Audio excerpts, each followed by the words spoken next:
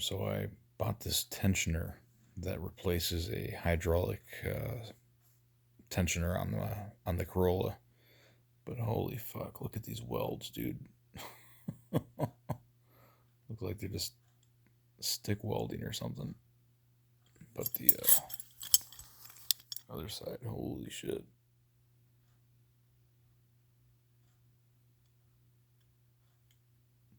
Stevie Wonder.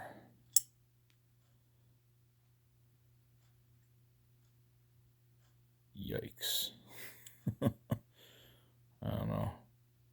Might be okay. I don't think they really need a whole lot of weld action. I mean, looks like it got in there okay.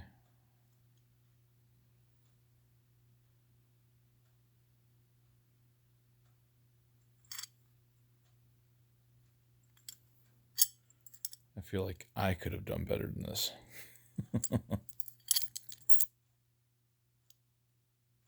But yeah, we'll see what happens.